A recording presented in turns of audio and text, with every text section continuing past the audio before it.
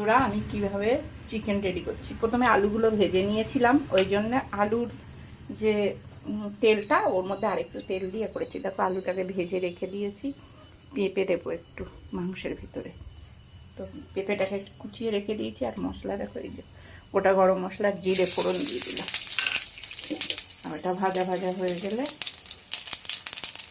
দেখো এবারে দিচ্ছি, সুন্দর গন্ধটা ছেড়ে এসছে, তারপরে দিয়ে দিলাম পেঁয়াজ।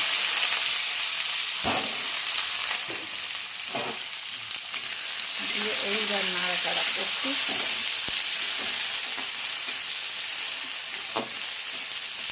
ভালো করে লাল করে ভেজে নেব পেঁয়াজটা।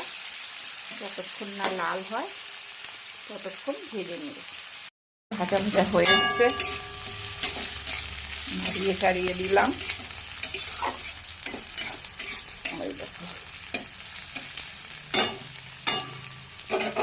আরেকটু লালচে হবে, তারপরে কিন্তু চিকেনটা 1 ঘন্টা রেস্টে রেখেছি। তারপরে কিন্তু আমি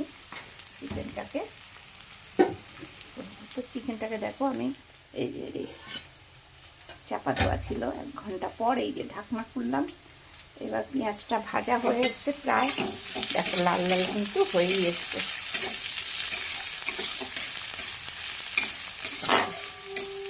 এবার আমি চিকেনটাকে দিয়ে দেবো। আরেকটু ভাজি, হালকা করে আরেকটু ভেজে নেব। একটু চিনি দিয়ে দিয়েছি দেখো তেলের মধ্যে। তাতে কি আমি কিন্তু কাশ্মীরি লঙ্কা দিইনি, এইটা কিন্তু কালার হয়ে যাবে জানো তো। অল্প বেশি মাংসে তো বেশি চিনি দেয় না, তো আমি একটু সামান্য কালার করার জন্য আর পেঁয়াজের মধ্যে দিয়ে দিয়েছি তেলে।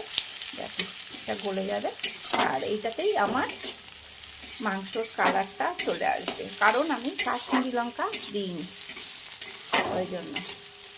দেখো তোমাদের কাছে যখন কাশ্মীরি লঙ্কা থাকবে না, এরকম তেলের মধ্যে একটু চিনি দিয়ে দেবে, দেখবে সুন্দর কালার চলে আসবে তরকারি।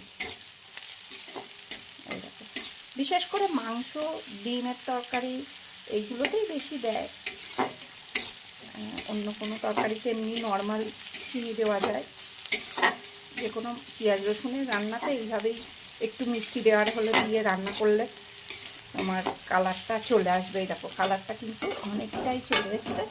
এইবার কিন্তু আমি চিকেনটাকে দেখো, রেডি করা চিকেন 1 ঘন্টা বাদে আমি এই যে দিয়ে দিলাম।